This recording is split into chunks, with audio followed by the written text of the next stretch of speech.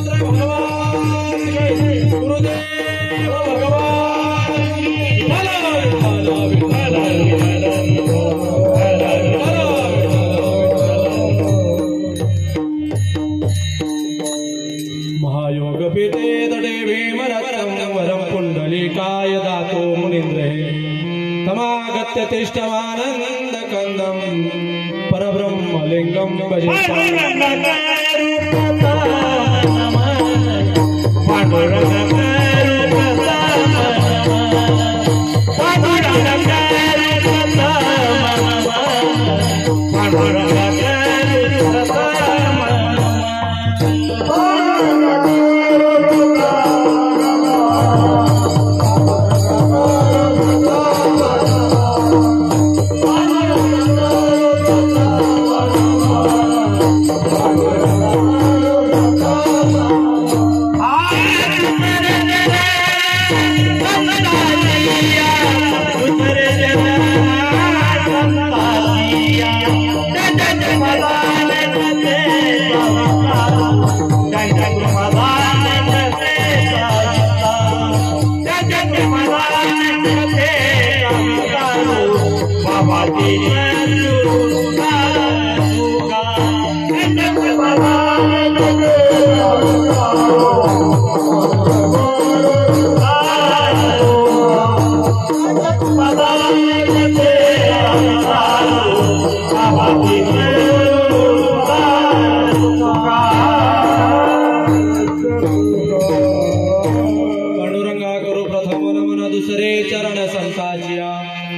कृपादाने कथेचा विस्तार बाबाजी सद्गुरु दास तुकारामांचे केले स्मरण होय सकळ विद्येचे अधिकरण ते जीवंदो श्री गुरुचरण ते नमस्कारोनी आता ओम नमो ज्ञानेश्वरा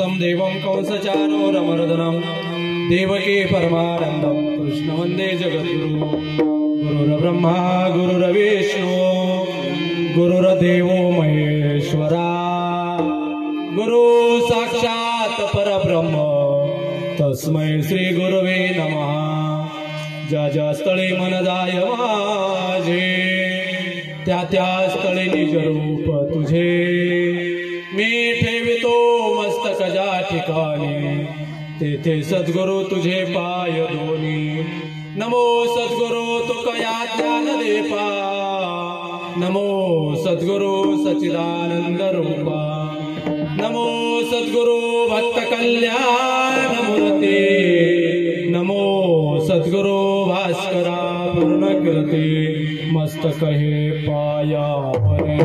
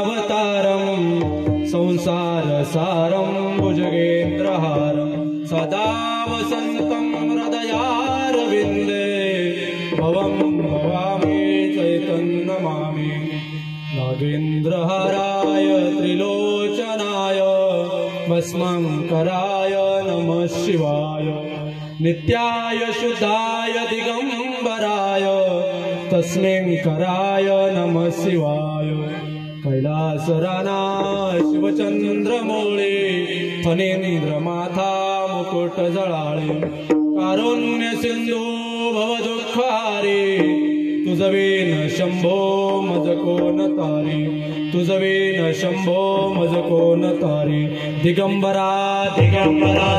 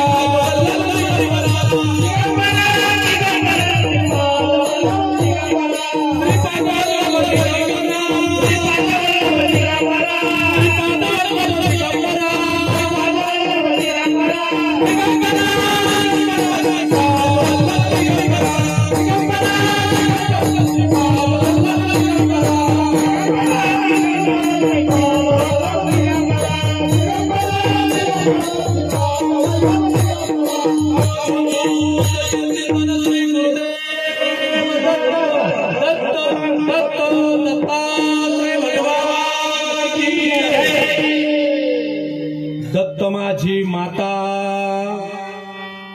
दत्त माझी माता, दत्त माझा पिता, बहीण बंधू चुलता दत्त माझा, दत्त माझे गुरु, दत्त माझे तारू, मजसे आधारू दत्तराज.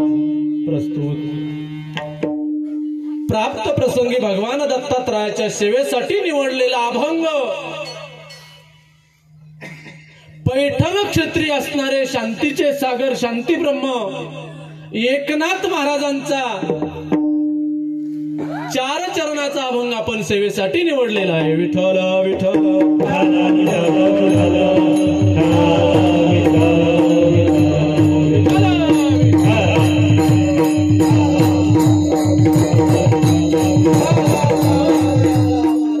हे बघा,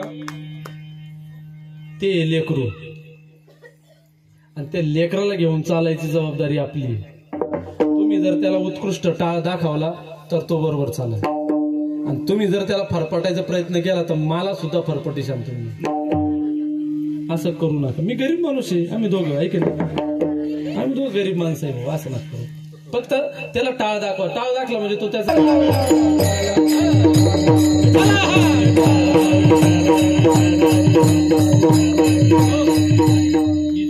का हा जो झटका आहे ना, ही स्फूर्ती देणारा झटका आहे. कीर्तनकाराला स्फूर्ती निर्माण होते त्याच्यात. विठ्ठल विठ्ठल जे भजन मध्यंतरी असतं ना, ती ऊर्जा निर्माण करणार असतं ते. आणि ती ऊर्जा जर आपण पुरेपूर जर नाही भेटली तर काय करणार बरं. ते भजन त्याचसाठीच. जसं कुस्तीचा डाव असतो, कुस्तीचा 2 मल्ल कुस्ती खेळत असतात, चौ बाजूने जवळजवळ 5-10 डफावाले राहतात. डफावाले जितका डब जोरात वाजल तितकी त्यांची ती डावाची पकड पक्की होत चालते. त्यांना ती स्फूर्ती निर्माण होती. ही एक कुस्तीची, ही एक जंगाची एक मैदान आहे. आणि या ठिकाणी तुम्ही आम्ही सवंगडी त्याच्यासाठीचे महाराज, स्फूर्ती निर्माण करण्यासाठी. साथ संगत त्यालाच म्हणलेलं आहे. म्हणून लेकरू इथे ते नवीन आहे, अजून रोपू राहिलं ते आत्ताच. त्या रोपाला आपल्याला पाणी कसं घालता येईल, ते रोपल्या कसं जाईल, ते वाढल्या कसं जाईल, हे आपल्या आता ते. म्हणून फक्त टाळ दाखवा, बाकी काही ना करू. विठ्ठल विठ्ठल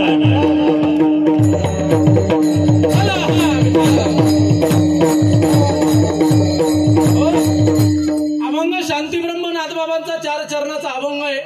या अभंगातून शांतीब्रह्म नाथबाबा आपल्या परमार्थिक पात्रतेची भूमिका प्रतिपादन करतात.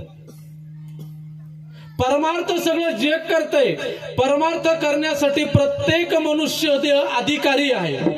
या सृष्टीवर जो जीव जन्माला आला तो परमार्थिक अधिकारीचे. जो 2 पायाचा, 2 हाताचा, 2 डोळ्याचा, 1 नाकाचा, 2 कानाचा, ज्याला नरदेह लाभलेला आहे, असा प्राणी तो मनुष्य, तो परमार्थिक अधिकारी आहे. तो परमार्थाचा अधिकारी आहे. मग त्याने परमार्थ करत असताना नेमकं परमार्थाची उपासना कशी करावी, उपासना करीत असताना ती उपासना त्या भगवंताला काय म्हणून करायची, या अभंगातून शांतीब्रह्म नाथबाबा प्रतिपादन करतात. विठ्ठल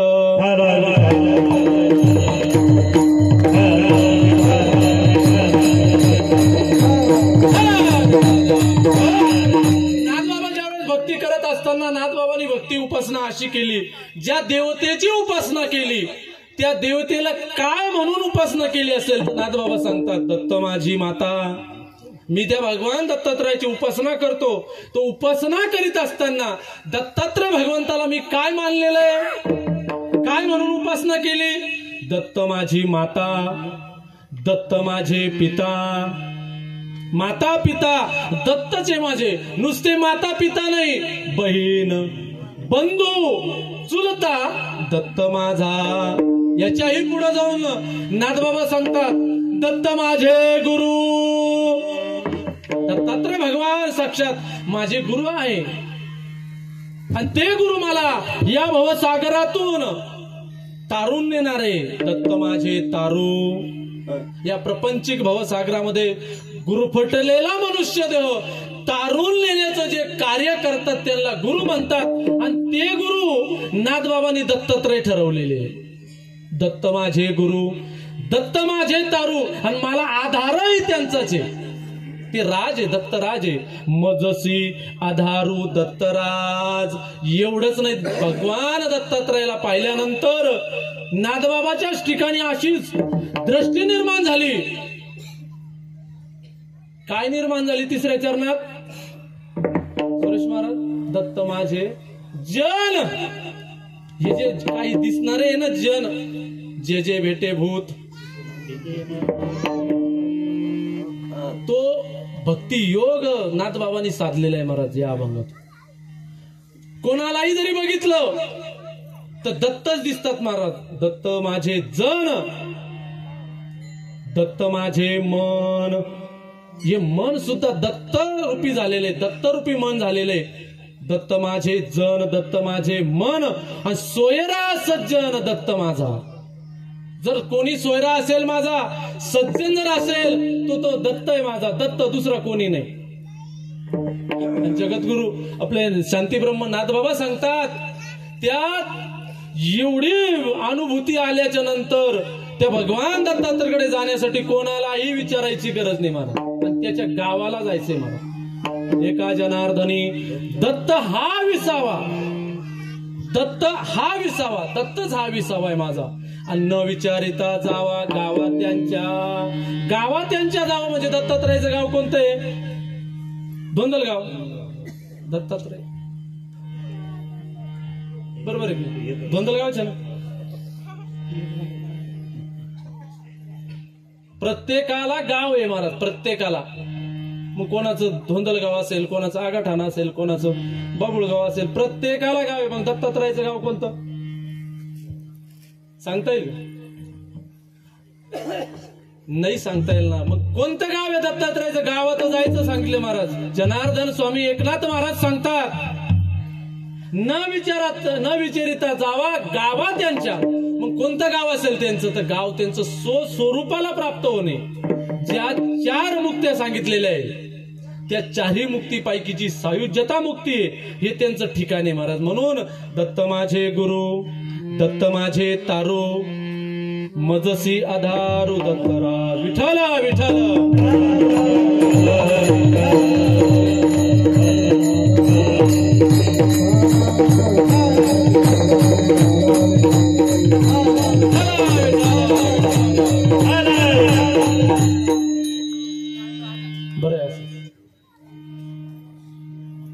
वास्तविक पाहता आजची सेवा काही माझी नव्हती बरं, नव्हतीच माझी. पण काय मनात असेल तुमच्या भगवान दत्तात्रयाच्या योगायोग याच्या आधी सेवा झाली असं नाही, पण जणू काही विसरले होते. जस काय आबा आणि त्यांचं कुटुंब असेल, नाही तर सर्व भजनी मंडळ असेल, विसरले होते. डॉक्टर साहेब सुद्धा. पण भगवान दत्तात्रयाची कृपा जर झाली तर मग काय अडचण आहे तिला? कृपा त्यांची ना हो, फक्त त्याची कृपा पाहिजे. कोणाची कृपा? त्या कृपा त्या पांडुरंगाची. मग ते कृपा झाल्याच्या नंतर हे असं होत. अचानक काल संध्याकाळच्या वेळेला फोन आला,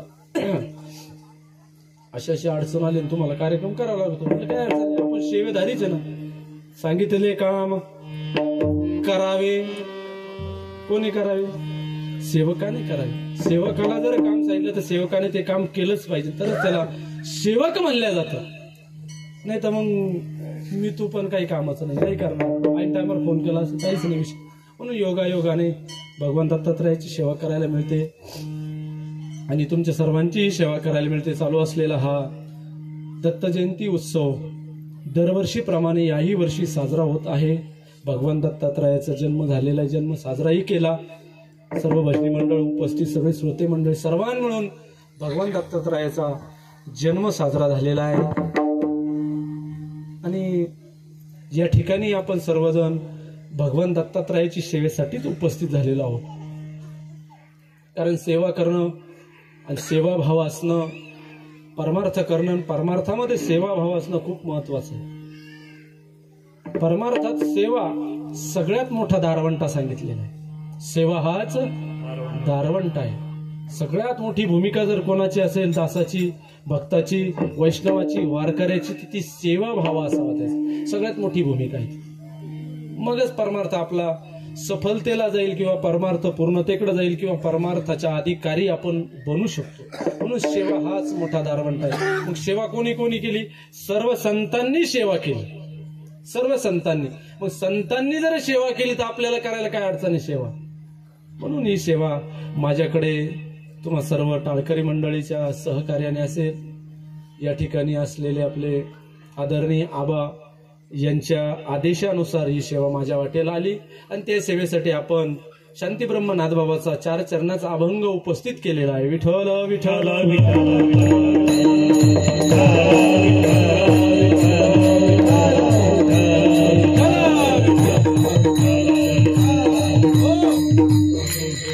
आणि या उत्सवासाठी आवर्जून या ठिकाणी आपल्याला जी साथ संगत लाभलेली आहे त्यामध्ये आमचे मृदंगाचार्य छोटेसे होत नाही पण काय नाव त्यांचं, ऋषिकेश महाराज उत्कृष्ट घोड वाजवतात. सुरुवात आहे अजून. त्यानंतर विनेकरी बाबा, त्यांच्या शेजारी ज्यांनी पहिली चाल गायली आमचे दत्तात्रय महाराज आवारे धोंदलगावकर उत्कृष्ट. त्यानंतर आमचे गायनाचार्य हरिभक्तपरायण डॉक्टर प्रकाशजी महाराज वाघ. त्यानंतर आमचे कैलास भाऊ वाघ, इकडून भाऊसाहेब नाना. त्यानंतर ज्यांच्या मुखारविंदातून या ठिकाणी गेले 4 वर्षापासून भागवत कथा चालू आहे असे आमचे परम आदरणीय सुरेशजी महाराज वाघ, उत्कृष्ट कीर्तनकार, उत्कृष्ट कथाकार, उत्कृष्ट गायनाचार्य. त्यानंतर आमचे भजनी मंडळाचे अध्यक्ष म्हणजे तुमचे आमचे बाळासाहेब महाराज. त्यानंतर आमच्या सोबत आलेले आमचे बंधू भरत भाऊ मरकड. त्यानंतर आमचे सोपनदादा अवताडे. आणि या ठिकाणी हार्मोनियमची जी साथ आम्हाला आहे ते आमचे रमेश महाराज वाघ तेही ठिकाणी. आणि बाबाचं नाव काय मला लक्षात नाही बरं का, ताळक बाबा आमचे पारायण सम्राट. गीता ज्यांची मुखोद्गत आहे अरुण काका. आणि ज्यांनी सुरुवातीला टाळ घेतला आणि महाराज आल्यावर बसून घेतलं. आपण एवढं झालं समोर तरी बसले नाही, जणाची बाजूला नाही जाऊन बसले. हा काका महाराज. आणि आज लाईव्ह शूटिंग ज्यांची चालू आहे आमचे अनिल तात्या डमाळे. आणि आमचे परमस्नेही मित्र जे सोसायटी क्षेत्रामध्ये काम करतात आमचे डमाळे साहेब, तेही या ठिकाणी उपस्थित. भेट झाली रस्त्याला, ते म्हणजे चला आज जाऊच.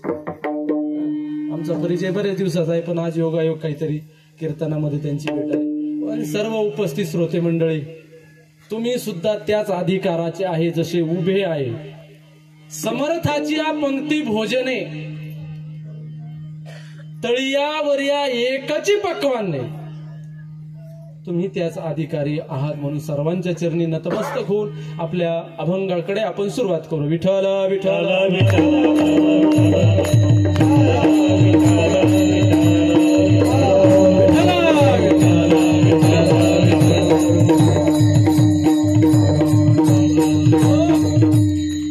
भगवान दत्तात्रयाचा जन्म झालेला आहे.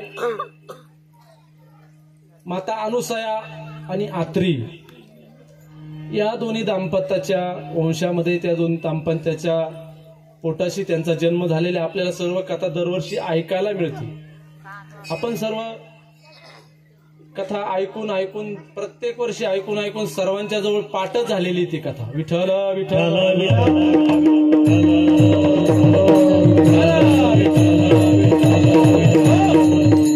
भक्त आणि भगवंत, भगवंताचा अवतार झालेला आहे. भगवंत भक्तीसाठी भक्ताच्या तयार झालेला आहे भगवंत. मग ती भक्ती करायची कशी?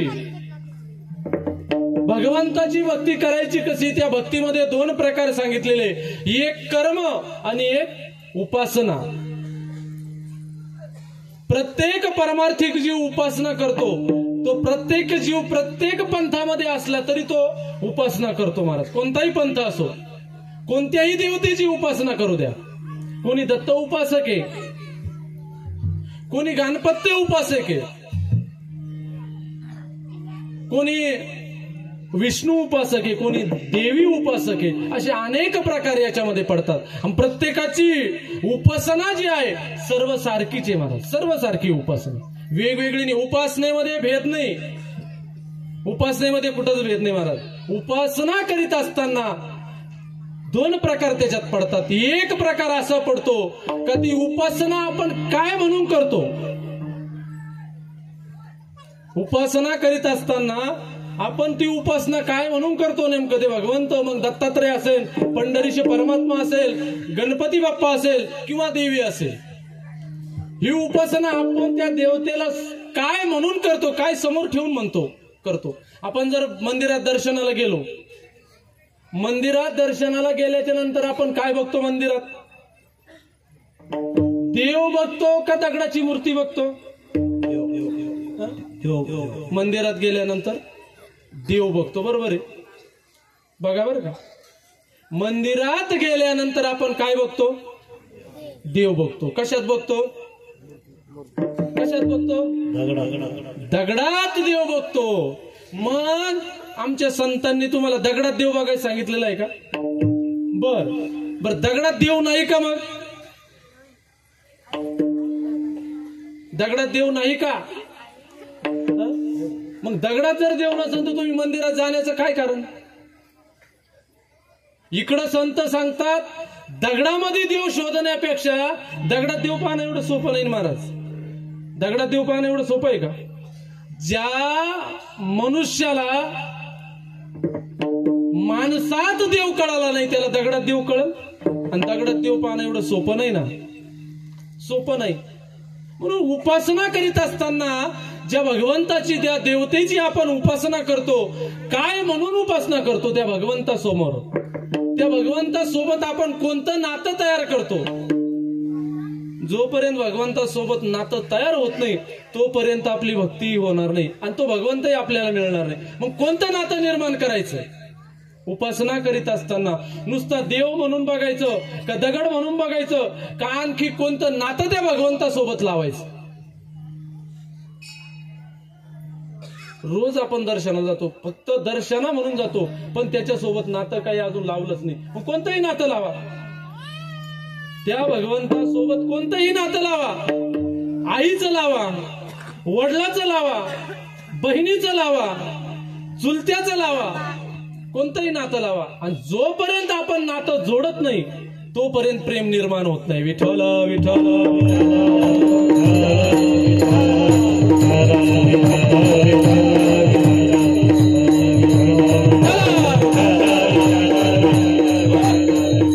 आणि भक्ती करीत असताना प्रेम खूप महत्वाचं सांगितलेले. भक्ती प्रेमावीन, भक्ती प्रेमावीन ज्ञान नको देवा, नित्य नवा तया माझी. मग जर आपण नातं जर त्या भगवंतासोबत जोडत नसेल तर आपलं प्रेमही उत्पन्न होणार नाही. आणि प्रेम उत्पन्न होण्यासाठी आधी नातं जोडावं लागतं. कुठलंही नातं लावा ना तुम्ही, कोणतंही नातं जोडा त्याच्यासोबत, कोणतंही नातं जोडा महाराज. बहिणीचं जोडा, भावाचं जोडा, चुलत्याचं जोडा, आत्याचं जोडा, मामाचं जोडा, पण कोणतं तरी नातं लावा.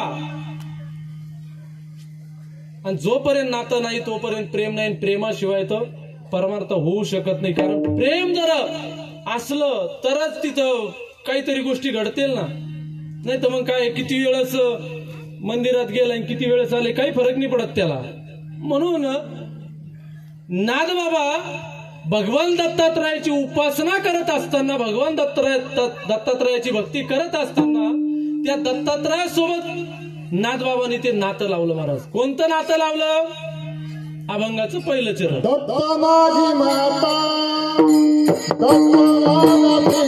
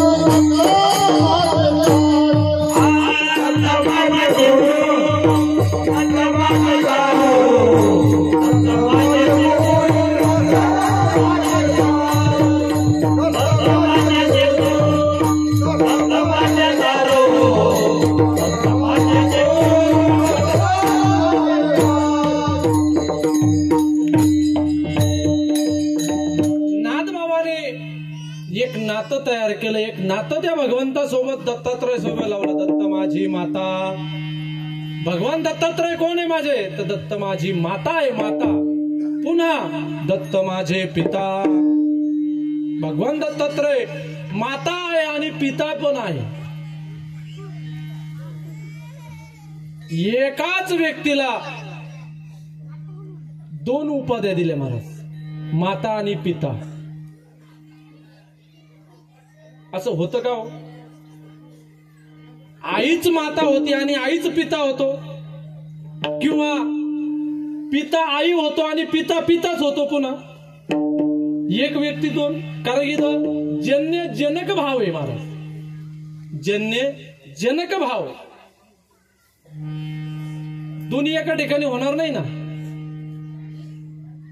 मातेच्या ठिकाणी जे जन्य भाव आहे तो पित्याच्या ठिकाणी लागू होणार नाही, आणि पित्याच्या ठिकाणी जो अधिकार आहे जनक भाव तो आईच्या ठिकाणी लागू होणार नाही. मग नादबाबा दोन्हीही उपाधी भगवान दत्तात्रयाला देतात. दत्त माझी माता, दत्त माझा पिता. दोन्ही गोष्टी महाराज, दोन्ही जन्य आणि जनक भाव दोन्ही एकाच ठिकाणी लागतो महाराज. मग मातेचं काय कार्य आहे या ठिकाणी? मातेचं कार्य आहे महाराज लेकुराचे हित, जाणे माऊलीचे चित्त, ऐसी कळवळ्याची जाती, करीला भाविन प्रीती. ही मातेचं अंतःकरण आहे. मग भगवान दत्तात्रयाच्या ठिकाणी उपासना करीत असताना, भक्ती करीत असताना नादबाबाला तो अनुभव आलेला आहे का मातेसारखं संगोपन करण्याची सुद्धा जबाबदारी भगवान दत्तात्रय करू शकतात. आणि पित्याच्या ठिकाणी कोणता जबाबदारी आहे?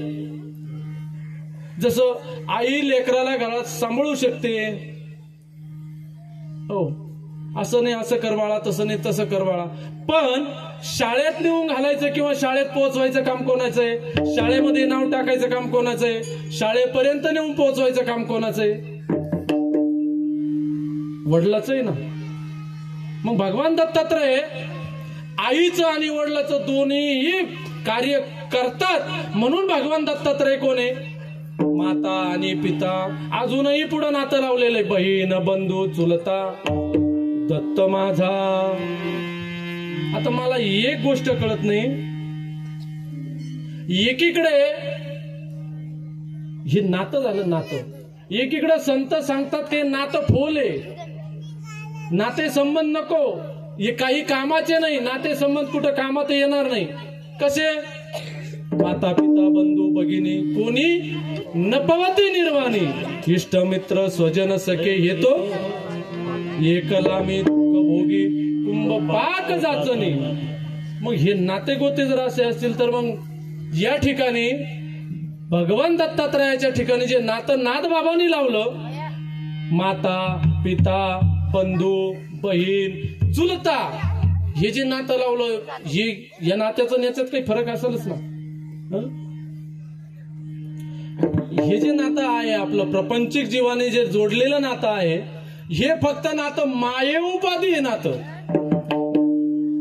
मायेच्या पोटी लावलेलं नातं आहे. आणि या ठिकाणी जे नातं भगवान दत्तात्रयाच्या ठिकाणी नाथबाबांनी लावलं, हे परमार्थिक नातं आहे महाराज. आणि हे नातं परमार्थाचा कलश करणार आहे, मनुष्याचा जीवाचा उद्धार करणारं नातं आहे. म्हणून जीवनामध्ये नातं लावा, पण अशा ठिकाणी नातं लावा, अशा ठिकाणी प्रेम उत्पन्न करा का त्याचा काहीतरी कळस होईल, त्याचा काहीतरी उद्धार होईल. अशा ठिकाणी आपण प्रेम करतो, आपण नातं लावतो पण प्रापंचिक जीवावर, आणि त्या ठिकाणी जे नातं लावलं का तिथं लोभ तयार होतो. थोडक्यात डमाळे साहेबासोबत आम्ही संबंध ठेवला मित्रपणाचा, पण कशासाठी? आमचं काहीतरी काम त्यांनी करून द्यावं, काहीतरी अपेक्षा ठेवू. हे प्रापंचिक जीवाचं नातं आहे. पण भगवंतासोबत ज्यावेळेस नातं जोडलं जातं, तिथं काहीच नसतं, उर काही शिल्लक नसतं. तिथं मी भक्त तू देव, मी भक्त आणि तू देव, हे नातं शेवटपर्यंत टिकव, त्याच्यामध्ये दुसरं काहीच नव्हतं.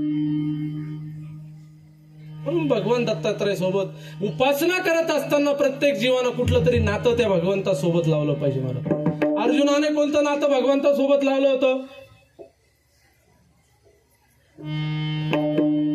मित्र, सख्य. 9 भक्तीपैकी एक प्रसिद्धीला भक्ती जी आहे सख्य भक्ती महाराज, मित्र भक्ती. सर्वात मोठा जवळचा मित्र जर कोण असेल, अर्जुन होता. अर्जुन देवकीला न सांगितलं, वसुदेवाला काही न सांगितलं, कोणालाच नाही सांगितलं, ते अर्जुनाला सांगितलं. स्वतःच्या आई वडिलाला नाही सांगितलं, ते अर्जुनाला सांगितलं.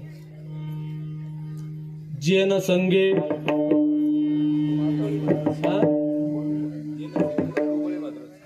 जेन संगे बंधू बळीभद्राची, पुढं वसुदेव देवकीची, दोघा माता पिताला, ते अर्जुनाला सांगितलं गुह्य. मग एवढं नातं जवळचं पाहिजे महाराज. आपण भावाचं नातं लावतो, पण आज जर भाऊ निघाला तर उद्या कुठं चालला हे कोणाला काही माहित राहत. तो जाऊन घरी येतो तरी माहित कळत नाही. नातं प्रापंचिक व्यवहारातील जे नातं आहे ते गोत्यात आणणारे नाते महाराज. आणि परमार्थामध्ये जे नातं, भक्ती मार्गामध्ये जे नातं लावलं जातं, त्या नात्याच्या ठिकाणी अपेक्षा नसते राहत. म्हणून नातं भगवंतासोबत असं जोडा का तिथं अपेक्षा न करता त्याची उपासना करा. अपेक्षा ठेवून जर उपासना केली, तुम्ही किती मंदिरात गेले तुम्हाला दगडच दिसणार.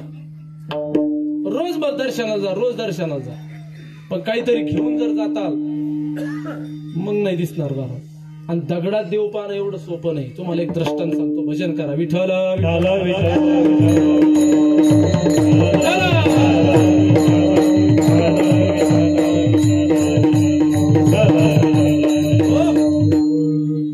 दृष्टांत असा आहे, दगडात देव बघायचा सोपा आहे का?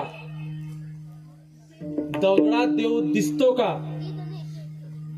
एक नवीन लग्न झालेली सुनबाई होती.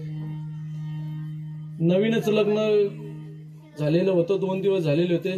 पण सुनबाई जरा शिकलेल्या होत्या, IT इंजिनियर, खूप शिकलेल्या होत्या.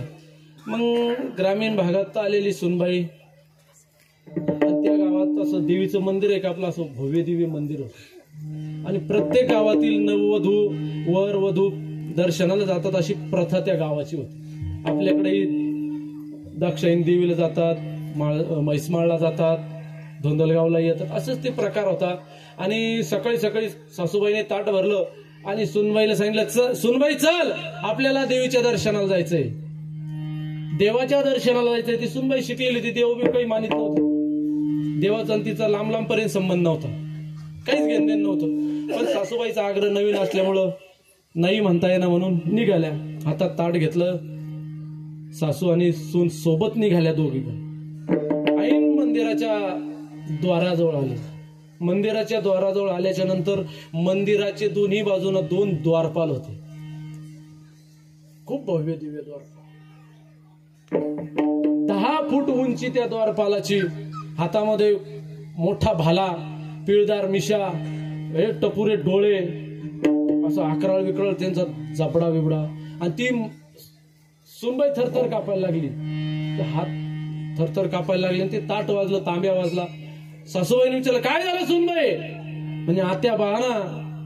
अगं नेमकं झालं काय? बघा ना गेटवरती. म्हणजे काय, ते 2 भालदार चोपदार, त्यांच्या हातातला तो भाला, मला असं वाटतं ते नक्कीच मला भाला मारतील. कशी जाऊ मंदिरात? सासूबाईने सांगितलं, काय येडी तू, शिकली तेवढी भुकली. अगं ते दगडाचे वय मध्ये. काय सांगितलं? दगडाचे वय मध्ये. गेली त्या गेट मधून, त्या मध्ये गेल्याच्या नंतर ज्या गाभाऱ्यात जायचं राहायचं, त्या गाभाऱ्याच्या पहिले 2 सिंह होते, 2 मोठे अकराळ विकराळ सिंह. आणि ते अशा पवित्रेमध्ये होते का झडप घालणार अशा पवित्र, लाल चटक जीभ, मोठमोठे दात, आणि त्या पवित्र्यात त्यांच्या जबडा खूप मोठा असा अकराळ. पुन्हा सुनबाईचे हातपाय थरथर कापायला, ते ताट वाजायला लागले. आता काय झालं सुनबाई? बघा ना आत्याबाई, समोर बघा समोर. म्हणे काय झालं? ते मोठमोठे सिंह जणू काही झडप घालून माझा जीवच घेतील. तू लहानपणी डोक्यावर तर नव्हती पडली ना जोळीतून? अगं दगडाचे ते वय मोर. गेली मध्ये. आणि मध्ये गेल्याच्या नंतर कुकू, हळद, अक्षदा, फुलं वाहिल्याच्या नंतर सासूबाईने डोळे लावले. आणि सासूबाईने डोळे लावल्याच्या नंतर सुनबाईला डोळे लावायला लावले. आणि सांगितलं, बघ आपलं कुलदैवत आहे, तुला काय मागून घ्यायचं ते मागून घे. आणि सासूबाईनं डोळे लावले महाराज. 2 मिनिटं झाले. डोळे उघडल्याच्या नंतर सुनबाईने ती टाका पाहते, हात जोडीन आणि काहीच नाही. सुनबाई काय झालं? सुनबाई काय झालं? काही नाही झालं सासूबाई. मग घे मागून काहीतरी वर, पुढल्या वर्षीपर्यंत. आलं लक्षात? पुढल्या वर्षीपर्यंत. सुनबाईने सांगितलं सासूबाई, आणि दगडाचं तर हे ते काय सांगितलं सुनबाईनं? गेटवरचे भालदार चोपदार कोण होते? दगडाचे. आतमधले सिंह हे पण दगडाचे होते. आणि आतमध्ये गाभाऱ्यात गेल्यानंतर ती मूर्ती सुद्धा. म्हणून दगडामध्ये देव पाहणं एवढं सोपं नाही मला. दगडामध्ये देव पाहणं, देव पाहण्यासाठी स्वतःचा भाव निर्माण करावा लागतो. जोपर्यंत तुम्ही भाव निर्माण करून त्या मंदिरात जात नाही, तोपर्यंत तुम्हाला दगडात कधीच देव दिसणार नाही. किती चक्रा मारा, विठ्ठल विठ्ठल.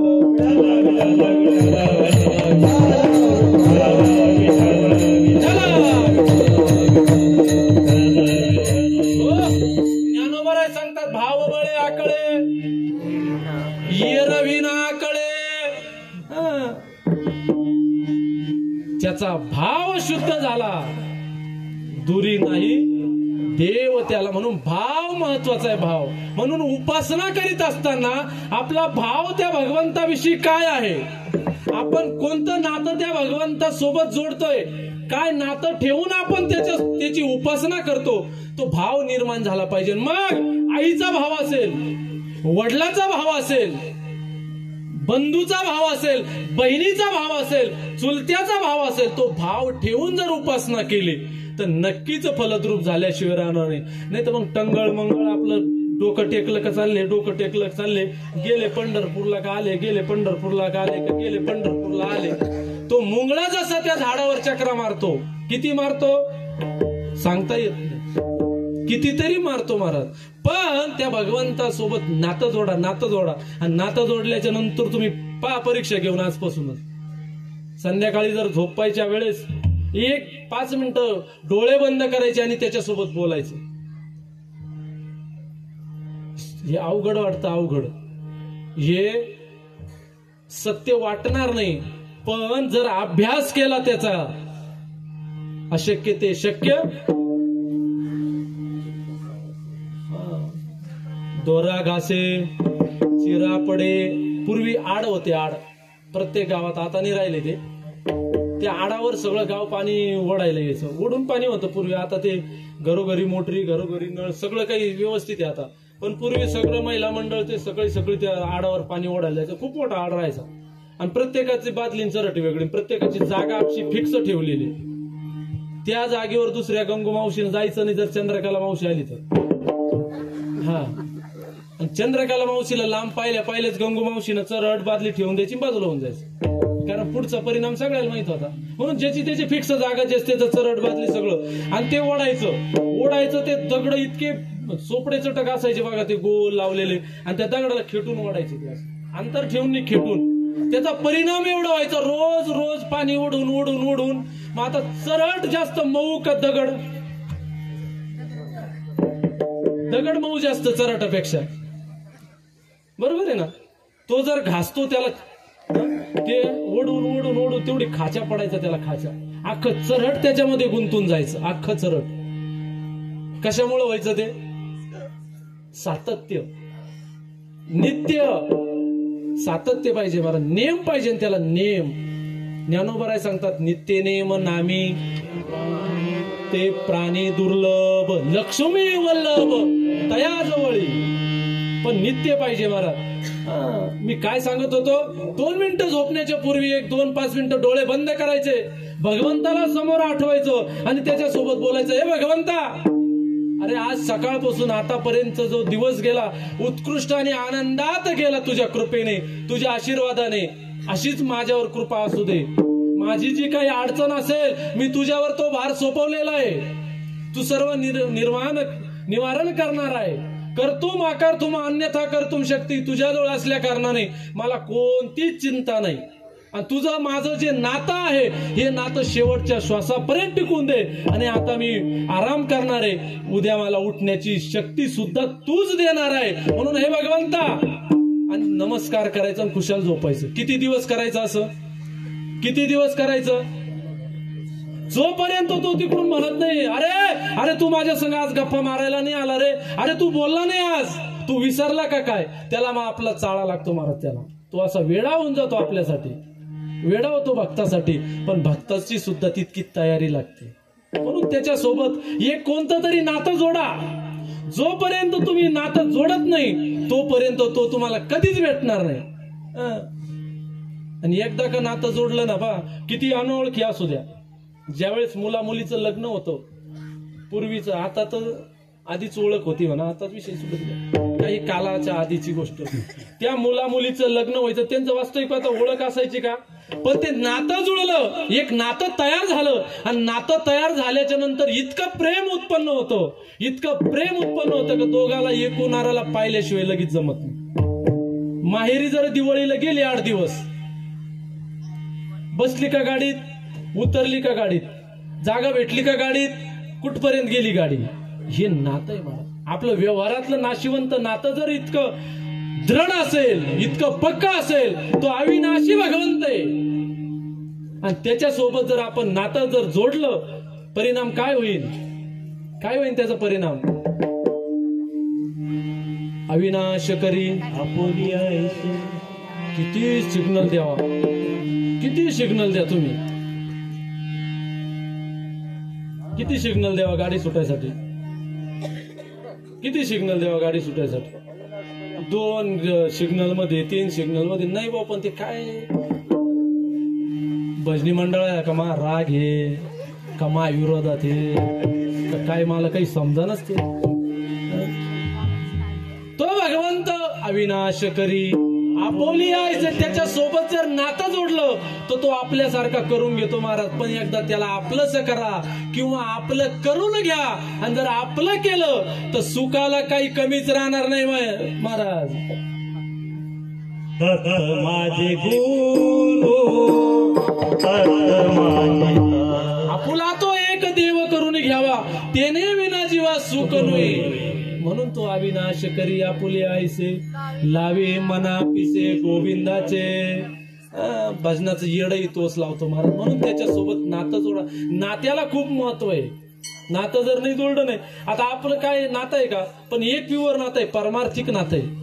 बरं परमार्थिक नातं असं आहे, तुम्ही मला भेटले आता, जय हरी जय हरी, 1500 रुपये दिले का? मी दिले का तुम्हाला? तात्या तुम्हाला पुढे जर भेटलो आपण लासूर स्टेशनला किंवा रस्त्यानं पुढे जर भेटलो, जय हरी डॉक्टर साहेब, याला काही पैसे लागले तर तुम्ही दिले मी घेतले का काही आपलं? बरं का असं काही नाही. मी कुंभार आहे तुम्ही पाटील आहे, ते होतं बी नाही आपल्याला नातं करायचं असलं. पण इतकं प्युअर नातं आहे, या नात्यापेक्षा श्रेष्ठ नातं नाही. म्हणून नातं जोडा.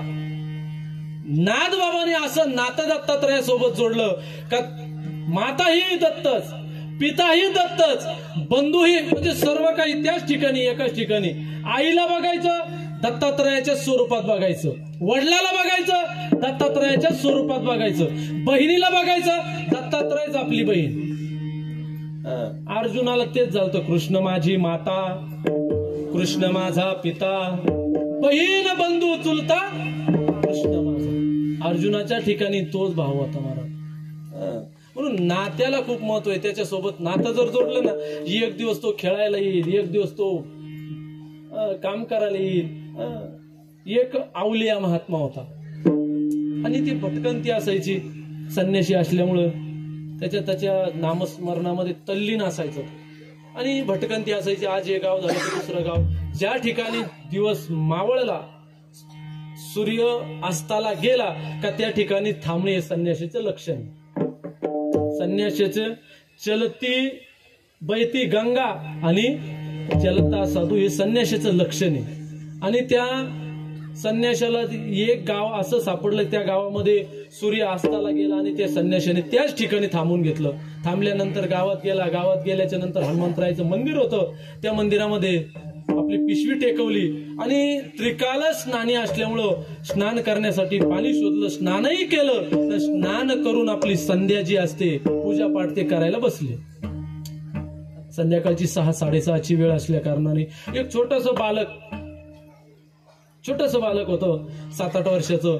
संन्यासी बाबा काय करता, कोण संन्यासी आली, कोण बाबा पाहायला गेलं आणि गेटच्या बाहेरून त्याने सर्व बघितलं. मग त्या महात्म्याजवळ एक दगड दिसला त्याला, एक काळा. तो काय होता? तो शाळीग्राम. त्यांचं पूजा शाळीग्रामावर असते. शाळीग्राम दिसला. त्या शाळीग्रामला त्यांनी आंघोळ घातली. आंघोळ घातल्याच्या नंतर गंध, अक्षदा, फूल, अगरबत्ती लावून दर्शन घेतलं, भजन केलं, नामस्मरणामध्ये तल्लीन झाले. त्या मुलाने त्या रात्रीला बघितलं. दुसऱ्या दिवशी उठल्यावरही तोच प्रकार बघितला आणि बघितल्याच्या नंतर मग त्या महात्म्याला विचारलं, बाबा कोणता देव आहे? म्हणजे बाळा याला शालिग्राम म्हणतात. म्हणजे विष्णूचाच अवतार हे आमच्या संन्यासासाठी पूजेसाठी असतंय. बरं ठीक आहे म्हणे, मला हा देव देताल का? म्हणे बाळा तुला देता येणार नाही म्हणे. आणि त्या मुलाने खूप हट्ट धरला. इतका हट्ट धरला त्या आजीबाईला तिथपर्यंत घेऊन आला आणि तो काही केल्यानं राहिला. दुपारची वेळ भरली, त्या महात्म्याला प्रवास करायचा पण तो मुलगा रडता राहीना, काहीच नाही. ते हट्ट धरला, मला तो देव पाहिजे, तो पाहिजे. संन्यासी काही देईना तो शालिग्राम. मग त्याच्या डोक्यात एक कल्पना सुचली, आपण याला याच्यापेक्षा मोठा देऊ. बाळा रडू नको, अरे छोटा याला काय करतो म्हणजे तुला मी मोठा देव देतो. आजूबाजूला फिरला तर एक असा गोल गिटिंग एवढा मोठा खडा सापडला, दगड सापडला. म्हणजे बाळा हे बघ त्याच्याही पेक्षा मोठा देव म्हणे. तो त्याला आनंद झाला. संन्याशाने जर दिला त्याला आनंद झाला. आनंद झाल्याच्या नंतर मग त्या मुलांना प्रक्रिया विचारून, बाबा याची पूजा कशी करायची? त्यांनी सांगितलं, बाळा मी जशी पूजा करतो तशीच पूजा करायची, पण एक लक्षात ठेव, मनुष्य जीवनामध्ये भगवंताला आंघोळ घातल्यानंतर, गंध लावल्यानंतर, अगरबत्ती ओळल्यानंतर, अक्षदा फुल वाहिल्यानंतर त्याला नैवेद्य सुद्धा दाखवावं लागतं, त्याला जेवू घालावं लागतं, हे लक्षात ठेव. म्हणे हो बाबा मी जेवू घालेल, पण अजून एक लक्षात ठेव, भगवंत जेवल्याशिवाय तू जेवायचं नाही. काय सांगितलं? तो देव जेवल्याशिवाय तू जेवायचं नाही म्हणे अजिबात. ते म्हणे ठीक आहे. संन्यासी महात्मे निघून गेले. याने त्या देवाला घेतलं, त्या दगडाला आंघोळ घातली. आंघोळ घातल्याच्या नंतर देवाऱ्यामध्ये एक आसन टाकलं, आसनावर तो देव ठेवला, त्याला गंध लावला, त्याला अगरबत्ती ओळली, फुल वाहिले, अक्षदा वाहिले, आणि आजीबाईला सांगितलं, आजीबाई आपल्याला नैवेद्य करा भगवंताला जे असेल ते.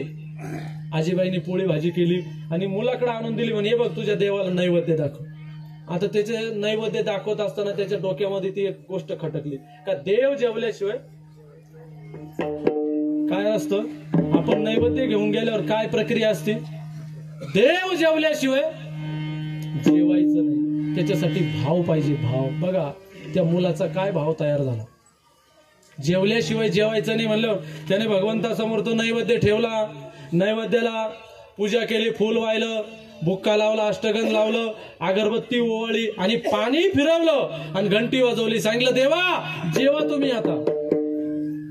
2 मिनिटं झाली जेवणा देव, 5 मिनिटं झाले, त्याला वाटलं आपण बघतोय म्हणून त्यांनी डोळे लावून घेतले आणि सांगितलं देवा तुम्ही पद्धतशीर अगदी हळू जेवा, आनंदाने जेवा. डोळे लावून घेतले, 10 मिनिटांनी डोळे उघडले, ते दैवद्याचं ताट तसंच. अरे महात्म्याने सांगितलं देव जेवल्याशिवाय जेवायचं नाही. 1 तास झाला. आजीबाईने आवाज दिला, अरे बाळू चल आपल्याला जेवायचं नाही, शेतात जायचं कामाला. नाही आई, जोपर्यंत देव जेवणार नाही तोपर्यंत मी जेवणार नाही. 1 तास, 2 तास, 3 तास निघून गेले. मुलाचा हट्ट कमी होईना. आजीबाई परेशान झाले. असं करता करता 7 दिवस निघून गेले. 7 दिवस मुलगा अन्न पाणी काहीच सेवन करीना. का त्या संन्यासी महात्मानं सांगितलं होतं का जोपर्यंत देव जेवत नाही तोपर्यंत आपण जेवायचं नाही. 7 दिवस निघून गेले. महाराज भाव बळकट झाला, दृढ झाला. संन्याशाच्या शब्दावर विश्वास ठेवला आणि देव जेवल्याशिवाय आपण जेवायचं नाही. सगळं गाव परेशान झालं. सगळं गाव येऊन गेलं. अरे जेवून घे बाबा, देव कुठं जेवत असतो का? दगड कुठं भाकर खातो का? दगडानं आजपर्यंत साधे लक्ष्मीच्या आखाडातले निवत घ्यायला बघत लागतो. ती खात नाही, ती एवढा मोठा ब्रह्मांडाचा नायक तो कसा जेवेल? नाही म्हणे मला त्या महात्म्याने सांगितलं देव जेवल्याशिवाय जेवायचं नाही महाराज. आणि 7वा दिवस गेला. भगवंताने बघितलं अरे छोटासा मुलगा एवढा अट्टहासाने त्या संन्याशाच्या शब्दावर विश्वास ठेवून जर भाव प्रागट्य करून जर दृढ निश्चय केला असेल तर आपण स्वतः जायला काय अडचणी. आणि 8वा दिवस उगवला महाराज. स्वतः भगवंत त्या ठिकाणी आले आणि स्वतः जेवले आणि त्या मुलालाही जेवू घातले. कशामुळे झालंय? विश्वास, भाव. भाव पाहिजे महाराज. नाही तर मंदिरात गेले दर्शनाला, भाव फक्त दगडाचाच आहे महाराज, मग दगडच दिसणार आहे. त्या दगडात भगवंत पाहण्यासाठी स्वतःचं अंतःकरण तयार करणं गरजेचं आहे. स्वतःचं अंतःकरण जोपर्यंत तयार होत नाही तोपर्यंत तुम्हाला माणसात तर काय पण कशातच देव दिसणार नाही. मग 1 वर्षानंतर ते संन्यासी महात्मा पुन्हा फिरत फिरत फिरत फिरत त्याच गावाला आला. पण त्याच्या मधल्या काळामध्ये इकडे काय झालं, तो जो भगवंत होता तो जेवला. जेवल्याच्या नंतर त्या मुलाला विचारलं, बाळा तुला काय पाहिजे सांग नेमकं मला. म्हणे मला काहीच नाही पाहिजे. म्हणे बाबा माझे वडील गेलेले लहानपणीच आणि माझी जी 4 एकर शेती ना ती शेती करायला माणूसच भेटत नाही. मग काय इच्छा आहे तुझी? तू जर थांबला शेती करायला तर लई चांगलं होईल. तू जर थांबला तर खूप चांगलं होईल, मला माणूसही भेटेल, तुझ्या सोबत खेळता येईल, बोलता येईल, सगळं कळेल. ते म्हणे काय अडचण नाही, थांबतो म्हणे. आणि तेव्हापासून भगवंत शेती करायला लागलो. मग ज्यावेळेस ते अवलिया महात्मा आले ना, ज्या ठिकाणी झोपडी होती का महाराज त्या ठिकाणी 3 तळाची RCC बिल्डिंग झाली तयार. त्या RCC बिल्डिंग समोर एक गाडी 4 व्हीलर आणि मळा जर बघितला तर 4 कोपरे बागायती, ऊस, कांदे, आमकं धमकं सगळंच. आणि महात्मा त्या मंदिरात थांबला आणि बघितलं अरे झोपडी होती, झोपडी गेली कुठं. मग एक जणाला विचारलं, का रे बाबा, या ठिकाणी ते आजी आणि नातू राहत होता, ते नेमके कुठे आहे? म्हणे हेच तर त्यांचं घर आहे म्हणे. अरे हे झालं कशाने म्हणले. मग त्यांनी विचार केला, आपण आहे ना ते स्वतः त्या मुलाला ना आजीबाईलाच विचारावं. आजीबाईला विचारलं, म्हणे मुलगा कुठं गेला? म्हणे तो शेतात आहे. म्हणे काय करतो? म्हणे तो पाणी भरतो. म्हणे एकटाच आहे का? नाही म्हणे एकटा नाही म्हणे, अजून एक जोडीदार आहे त्याला. म्हणे कोण आहे? तुम्ही जो दगड दिला होता ना तो दगडच त्याच्या सोबत आहे म्हणे. काय सांगलं आजीबाईनं? संन्याशाच्या डोक्यात चक्कर पडला. अरे दगड कुठं काम करतो का? आतापर्यंत जे आपण दगड पाहिले ते आपण जे दगड दिले ते काहीच कामाचे नाही ना. आणि दगड कुठं काम करीत असत्या का? गेला शेतामध्ये, बांधावून बघतो मोठ चालू, त्या मोठीच्या दोऱ्यावर हा बसलेला, बैल पुढे जातात, मोठ खाली झाली का पुन्हा वापिस येते. नेमकं मोठ चालवतं कोण? आणि या महात्म्याला बघितल्याच्या नंतर त्याला त्या दोरावून उडी टाकली आणि पळत गेला. लगी श्री संताची माथा चरणावरी साष्टांग हे करी दंडवत. दर्शन घेतलं त्या महात्म्याचं. आणि बाबा तुमच्या कृपा आशीर्वादाने सर्व काही ठीक चाललंय म्हणे. म्हणजे चाललंय कसं आहे? तुला मोठ हाणू लागणारा कोण आहे?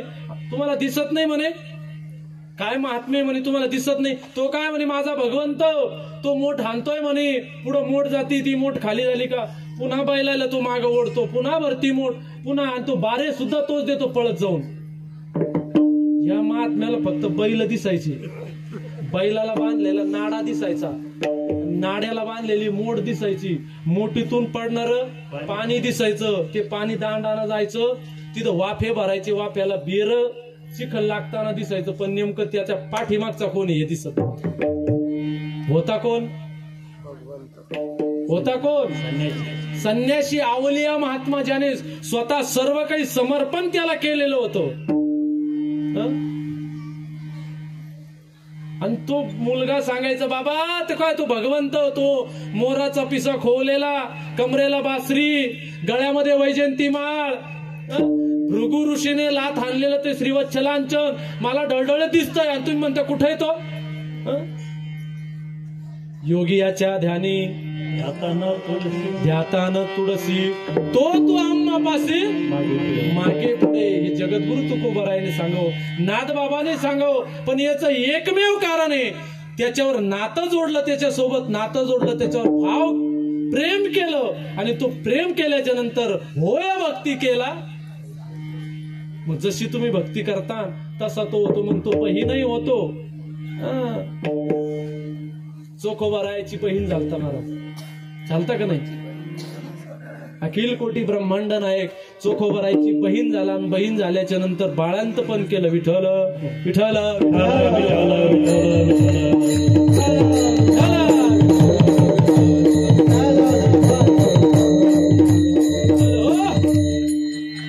भगवंताची सख्खी बहीण कोण होती महाभारतात?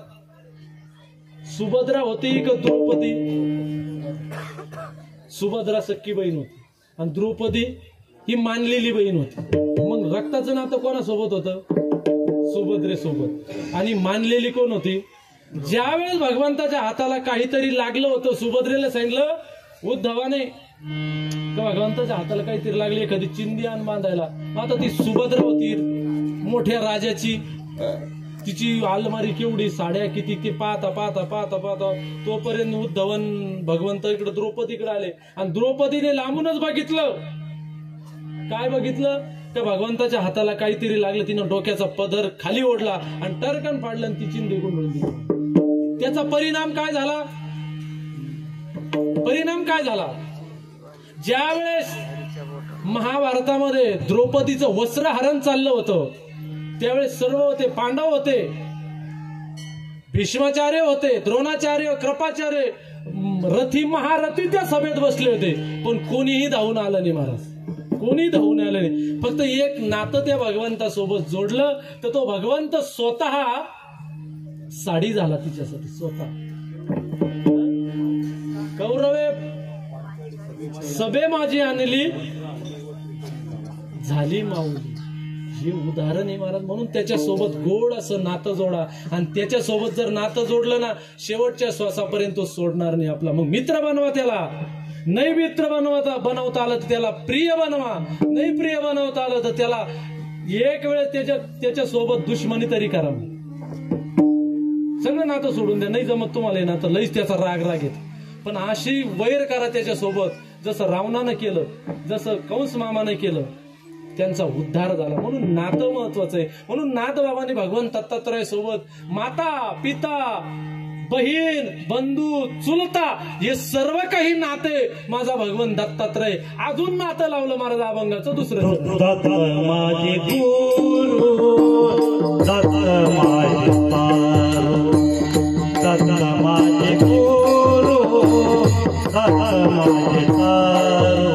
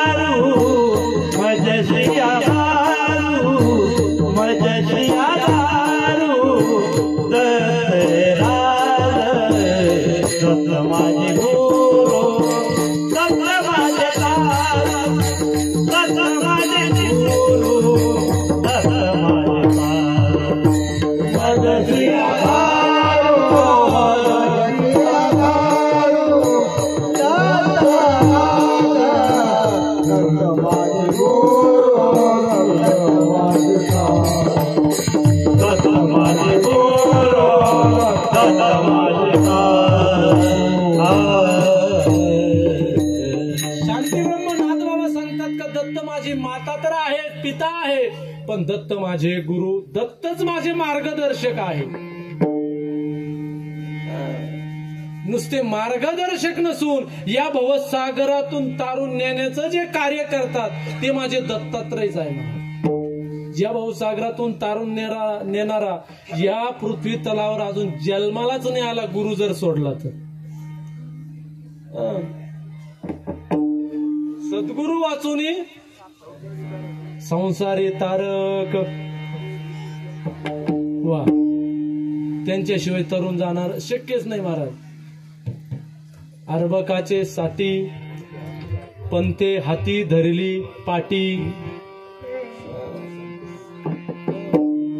हे संत सद्गुरु गुरु एक अर्थी शब्द आहे महाराज, एक अर्थी शब्द आहे. म्हणून भगवान दत्तात्रय नाथबाबाला गुरुच्या ठिकाणी आहे. गुरु दत्तात्रय, संसार तारू दत्तात्रय महाराज, आणि मजसी आधारू दत्तराज. मला जो आधार आहे ना, गुरु हा धैर्याचा डोंगर कदा काळी डळमळे ना, धैर्याचा डोंगर कधीच डळमत नाही. म्हणून श्री गुरुचं वर्णन करीत असताना ज्ञानोबरायानं खूप मोठं वर्णन केलेले महाराज. श्री गुरु सारिखा हस्तापाठी राखा, इतरांचा लेखा कोण करी, मजसी दारू दत्तराज. ते जर आपल्या पाठीशी असले ना, कोण काय करतो, कोणाची काय मजाले, त्या तो अर्जुनापेक्षाही धनुर्धारी होता. कोण श्रेष्ठ धनुर्धारी, कोण तो एकलव्य. एकलव्य त्यांनी काय केलं होतं, त्यांना सद्गुरु समोर जाऊन तर काय अभ्यास केलाच नाही, दिलाही नाही, कारण तो कनिष्ठ जातीचा असल्यामुळे ना. एकलव्य पण ती माती घ्यायची आणि कपाळी लावायची आणि ती विद्या, ती विद्या अर्जन केली महाराज त्यांनी. सद्गुरूचा एवढा मोठा परिणाम आहे. साक्षात तर जाऊ दे, पण ती पावलाची माती सुद्धा तिच्यामध्ये एवढा पावर आहे. म्हणून नाथबाबा सांगतात मजसी आधारू दत्तात्रय, आणि या भवसागरातून तारून नेणारे माझे सद्गुरु दत्तात्रयचे महाराज. म्हणून भवसागर तारणं एवढं सोपं नाही. कोण तरलं याच्यात, कोणीच तरला नाही सद्गुरु विना. सद्गुरु विना कोणी तरूही शकत नाही. जन्माच्या जन्म वाया जातील महाराज. आमचे वेरूळचे जनार्दन स्वामी महाराज सांगायचे, ज्याने गुरु नाही केला त्याचा जन्म जन्माला गेला, पाणी वाहता वाहताच मेला. म्हणून गुरु जीवनामध्ये खूप महत्वाचे महाराज. गुरु भगवान दत्तात्रयाने किती गुरु केले होते? 24 गुरु. प्रत्येकाचा अनुभव, ज्याचा ज्याचा अनुभव आला ते गुरुच मानले त्यांनी. मग ती जाळं तयार करीत नाही का, ती सुद्धा गुरुच मानली महाराज. ती जाळं तयार करते करते करते पुन्हा स्वतःच गिळून घेते महाराज. भूमी सुद्धा गुरुच मानली महाराज. किती नांगरली तर पीक द्यायचं कमी करते का ती देतीच. म्हणून असे 24 गुरु भगवान दत्तात्रयाने केले. म्हणून गुरुशिवाय पर्याय नाही महाराज. गुरु विना कोण बतावे वा, हे तो बडा आहे बिकट यमघा. म्हणून या जीवनात जर तरुण जायचं असले तर सद्गुरूला शरण गेल्याशिवाय मनुष्य जीवनाचं सार्थक होऊ शकणार नाही. तुम्ही प्रपंच कितीही मोठा करा, या भवसागरामध्ये तुम्ही किती मोठी डुबकी मारा, नाका तोंडात पाणी गेल्याशिवाय राहणार नाही. असे कितीतरी मोठमोठे गेले महाराज, प्रपंच बलाढ्य प्रपंच त्यांनी केला महाराज, पण तरी तरुण जाताना आलं त्यांना. आणि जे सहज सद्गुरूच्या सहज स्पर्शाने सहज हात लागला ते हे तडीचे ते तडी गेले महाराज. म्हणून दत्तात्रय भगवान नादबाबा सांगतात का, दत्त माझे गुरु दत्त माझे तारू आणि मजसी अदारू, दत्तात्रय विठोबा रखुमाई.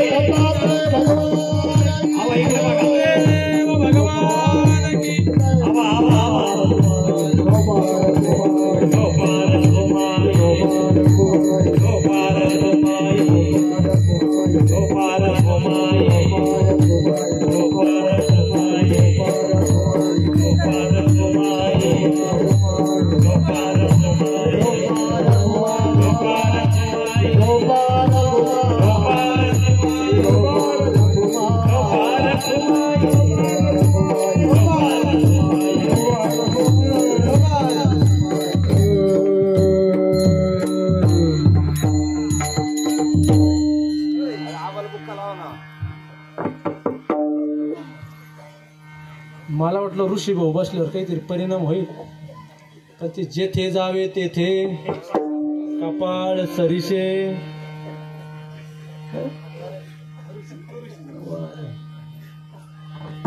इतक्या लवकर जर हात गारटले तर कसं काय होईल? मला म्हटलं विठोबर काही भजन होईल, भजन एवढं आळसत माळसत भजन. म्हणून नाथबाबांचा 4 चरणाचा अभंग आपण सेवेसाठी निवडलेला आहे.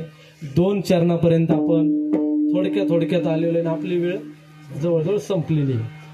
नाथबाबा सांगतात, दत्तात्रय माझे जन, दत्त माझे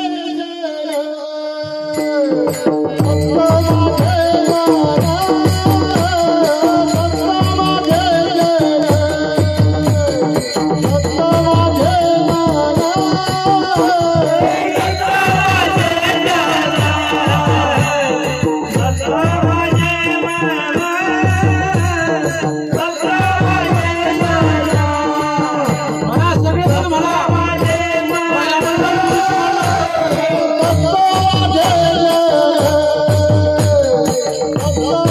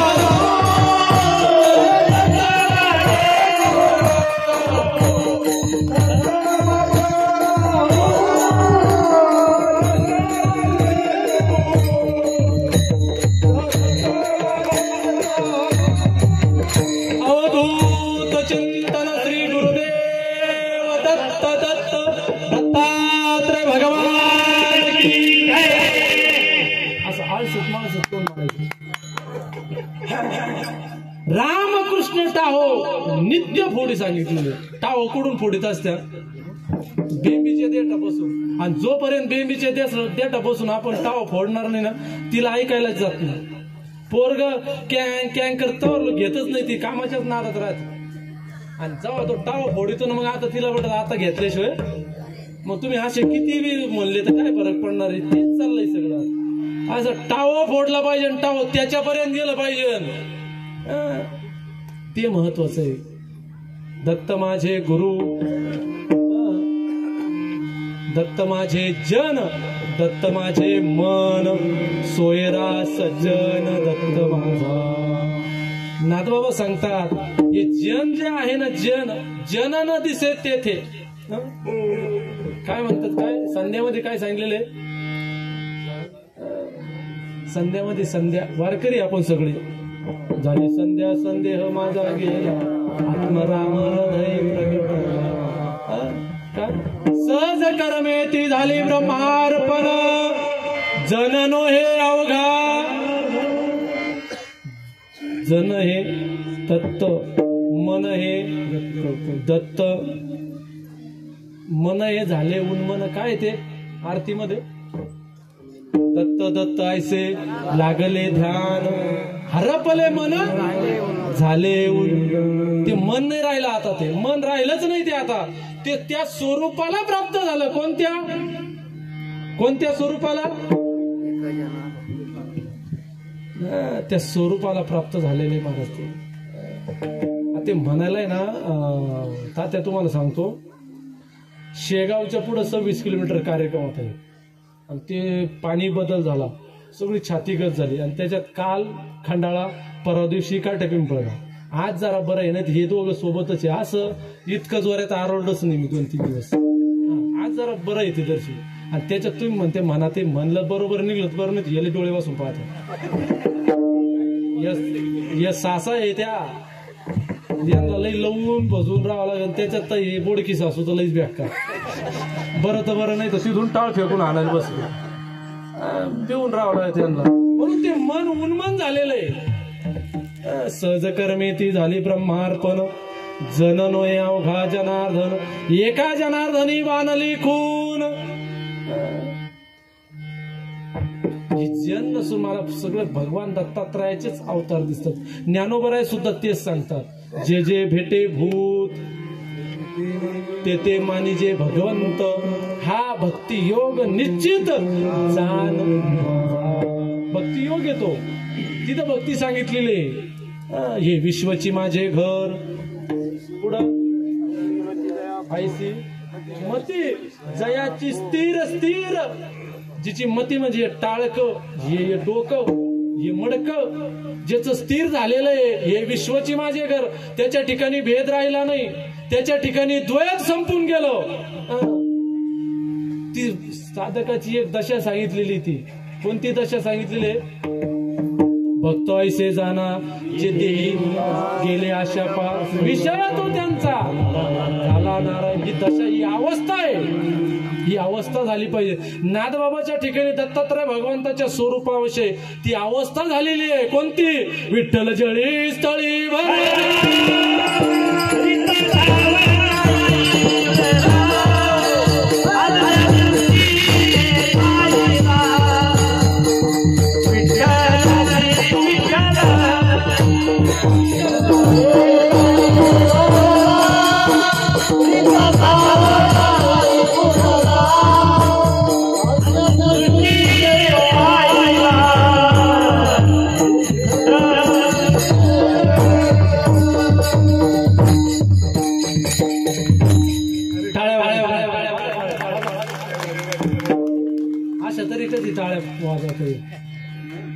विठ्ठल जळी स्थळी भरला, रिता ठाव नाही उरला, आजिम्या दृष्टीने पाहिला, विठ्ठलाची विठ्ठल. शून्य स्थावर जंगम व्यापुनी राहिला कळ, बाप रखुमा देवीवर विठ्ठल सकळ. असा तो भगवंत चराचरामध्ये भरलेला आहे. आणि ते भगवंतमय सृष्टी भगवत दत्तात्रयाच्या स्वरूपामध्ये नादबाबा सांगतात का दत्त हे जन, दत्त हे मन सुद्धा दत्त स्वरूप झालेलं आहे. त्या मनाला काही दत्तात्रयाशिवाय सुचत नाही महाराज. मन हा मोगरा आरपोने पुनरपी संसारा येणे नाही. मन जर तिकडे गेलं एकदा, त्याच्या जर नादी लागलं, मनाला जर नादी लावणं एवढं सोपं तर नाहीच, पण कदाचित जर जमलं परमार्थामध्ये तेच जमलं पाहिजे. मन आधी मन घे हाती, तो गणराज गणपती आधी मन घ्या. जगद्गुरु तुकोबरायनं विनवणी करावी त्या गणपती बाप्पाला, हे गणपती बाप्पा ते मन तू आधी हाती घे, कारण ते खूप चंचल आहे. चंचल मन आहे, किती चंचल आहे, किती चपळ आहे, इतकं चपळ आहे, इतकं चपळ आहे. आतापर्यंत सगळा वेग ताशी सेकंदी मोजता येतो महाराज. सगळ्यात जास्त धावणारा प्राणी कोणता आहे? नाही नाही नाही नाही, सगळ्यात जास्त धावणारा प्राणी घोडा असेल, आगगाडी असेल, भगवंताचं वाहन गरुड असेल, सगळ्यात शेवट. आता आपली वेळ संपत आली, पण त्याच्याही पेक्षा जास्त वेग या मनाला आहे. मला इथं उभा आहे, आला आगाठाणून जाऊन, आलं जाऊन आगाठाणला. काय चाललं, काय नाही, जेवले का झोपले का, दरवाजा उघडाय का, कडी लावली का, तशीच ठुली, लाईट बंद केले का, ते बटन चालू आहे, काही बसेल ठिकाणी. काही टाइम लागला नाही, काही सुनबाईनं दूध झाकून ठेवलं का नाही, पिठाचं झाकलं का नाही, पीठ जास्त वापरलं का, मीठ जादा टाकलं का, भाजी वाया गेली, इथं बसल्या बसलेच कसं केलं असेल आणि काय केलं असेल. बसेल कुठे? कीर्तनात. आणि मन कुठे?